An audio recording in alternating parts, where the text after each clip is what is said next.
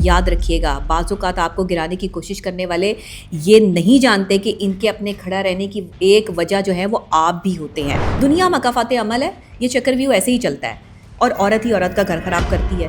دنیا کا سب سے بڑا گناہ یہ ہے کہ کوئی شوہر اپنی بیوی کو ذہنی مریض بنا دے۔ تو محبت کا تقاضا یہ ہے کہ تیسرا شخص برداشت نہیں ہوتا، کہ اللہ نے اپنے نبی کی محبت میں، صلی اللہ علیہ وآلہ وسلم کی محبت میں یہ کائنات تخلیق کر دی۔ یہ مرد وہ ہیں کہ 8 دن منہ نہ دھوئیں، یہ عورت ہوتی ہے گھر میں جو کہ مرد کو کپڑے استری کر کے دیتی ہے۔ محبوبہ بننا بڑا آسان کام ہے، کیونکہ 1 گھنٹے کے لیے ملاقات ہے۔ یہ خاندانی عورت کا کام ہے بیوی بننا۔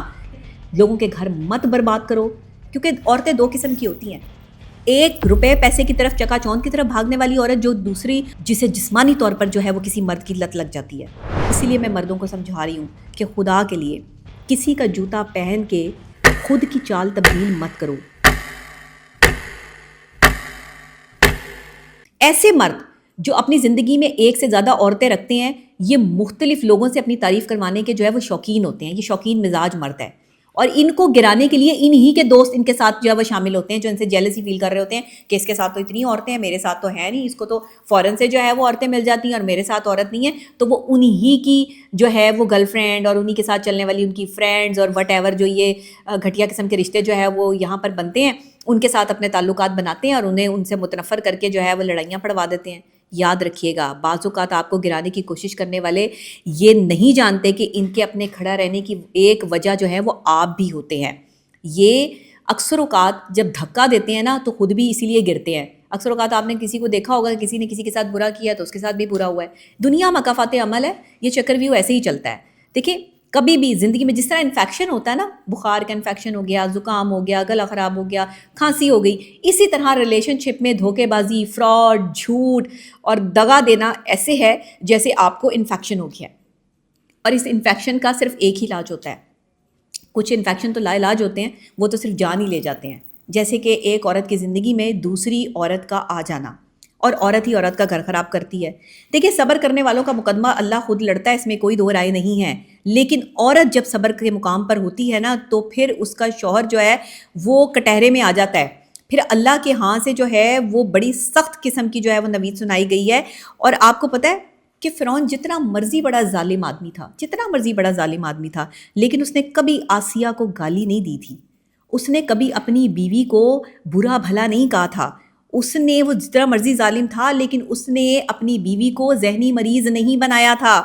اور آپ کو یہ بھی پتہ ہے کہ دنیا کا سب سے بڑا گناہ کیا ہے؟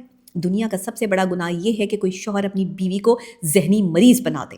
یہ بڑے گناہوں میں سے ہے، کیونکہ اللہ حقوق العباد کی معافی نہیں دے رہا۔ اللہ نے حقوق اللہ کو شاید جو ہے وہ کہیں نہ کہیں جو ہے وہ اس کی چھوٹ دے دی ہے، لیکن حقوق العباد کی معافی نہیں، اور کہا گیا کہ عورتوں کے معاملے میں اللہ سے ڈرو۔ تو ذہنی مریض بنانے کا کتنا بڑا گناہ ہے، کسی کو اذیت دینے کا کتنا بڑا گناہ ہے، کسی کو مینٹلی ٹارچر کرنا جو ہے وہ کتنا بڑا گناہ ہے۔ یہ اسلام کہہ رہا ہے۔ یہ تو آج ہمارے پاس جو قوانین آ گئے ہیں یہ عورت کو جو ہے وہ پروٹیکشن دے رہے ہیں، لیکن آپ کو پتہ ہے کہ اگر کوئی کسی سے محبت کرتا ہے نا تو محبت کا تقاضا یہ ہے کہ تیسرا شخص برداشت نہیں ہوتا۔ محبت 2 لوگوں کے درمیان ہوتی ہے، تیسرا بندہ نہیں ہونا چاہیے۔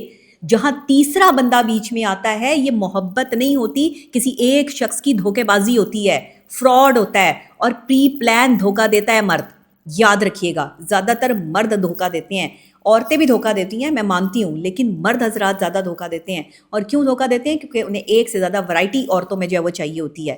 دیکھیں، جس سے محبت ہو جائے اسے تقسیم نہیں کیا جا سکتا، یاد رکھیے گا، اسے ہمیشہ اپنے پاس سنبھال کے رکھا جاتا ہے۔ 2 لوگوں میں محبت ہوتی ہے۔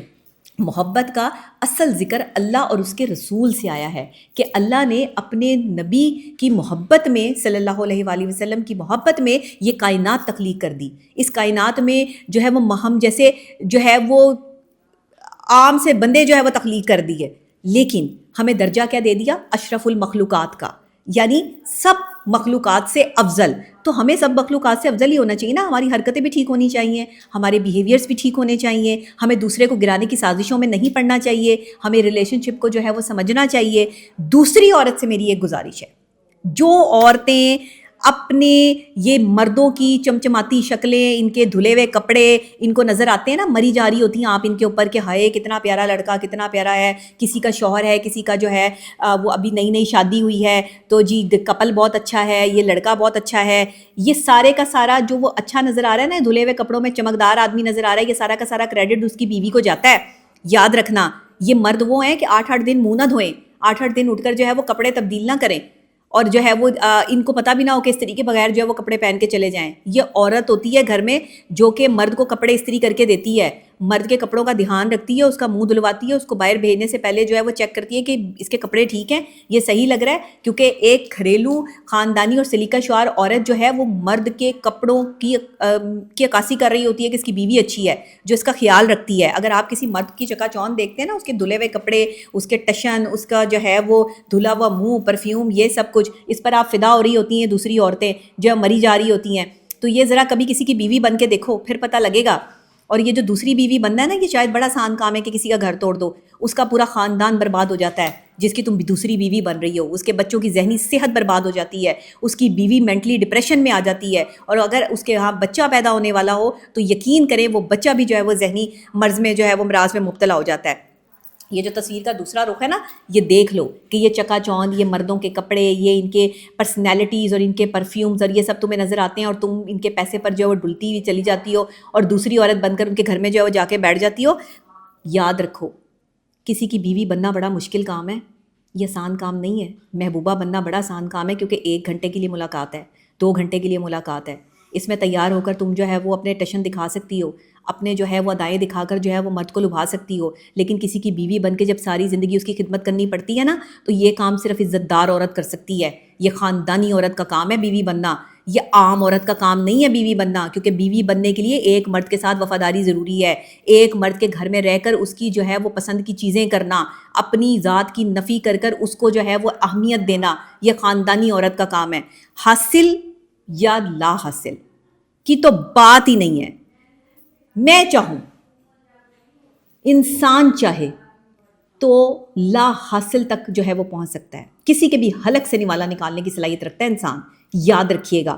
اسی لیے ان عورتوں کو تنگ مت کریں، لوگوں کے گھر مت برباد کرو. یہ جو مردوں کو دیکھ دیکھ کر جو ہے وہ تمہاری ڈالیں ٹپکتی رہتی ہیں، للچاتی رہتی ہو، اور مردوں کو جو ہے وہ شادی کے آفریں کراتی ہو.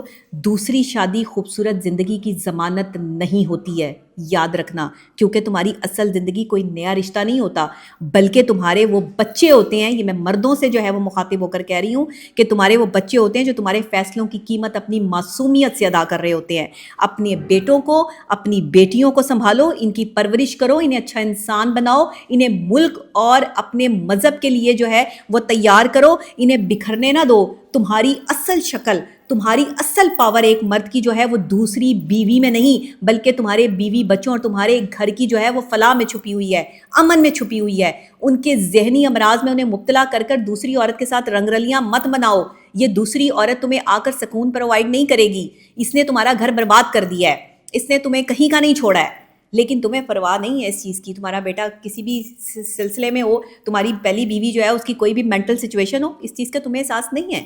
ان مردوں کو احساس نہیں ہے جن کو اور عورتیں چاہیے، جن کو شادی پہ شادی، شادی پہ شادی کرنی ہے. بیوی کے ہوتے ہوئے افیئر چلانا، آپ کو پتہ ہے کہ یہ کتنا قانونی اور اخلاقی طور پر جو ہے وہ یہ جرم ہے.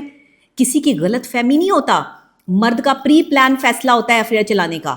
اور وہ عورت جو اس شادی شدہ مرد کے ساتھ افیئر چلا رہی ہوتی ہے، اس کو بھی پتہ ہوتا ہے اس کے گھر میں بچے بیٹھے ہیں اور اس کے گھر میں بیوی بیٹھی ہے. وہ صرف وہ لالچی جو عورت ہے جس کو گھر چاہیے، جس کو گاڑیاں چاہیے، جس کو پیسہ چاہیے، یا جس کو جو ہے وہ جسم کے ہوس ہے. کیونکہ عورتیں 2 قسم کی ہوتی ہیں، ایک روپے پیسے کی طرف چکا چوند کی طرف بھاگنے والی عورت جو دوسری عورت بن کر کسی کا گھر برباد کرتی ہے، اور دوسری وہ عورت ہوتی ہے جسے جسمانی طور پر جو ہے وہ کسی مرد کی لت لگ جاتی ہے. یاد رکھنا یہ 2 قسم کی عورتیں جو ہے وہ گھر برباد کرتی ہیں.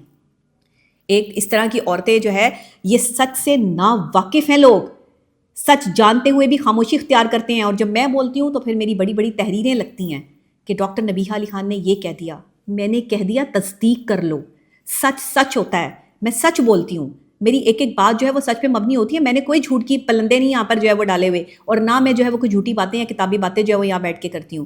یہ سب چیزیں جو چل رہی ہوتی ہیں یہ آپ کے معاشرے کا ایک بہت بڑا المیہ بنتی جا رہی ہیں. اسی لیے میں مردوں کو سمجھا رہی ہوں کہ خدا کے لیے کسی کا جوتا پہن کے خود کی چال تبدیل مت کرو، آپ کی اپنی چال ہونی چاہیے۔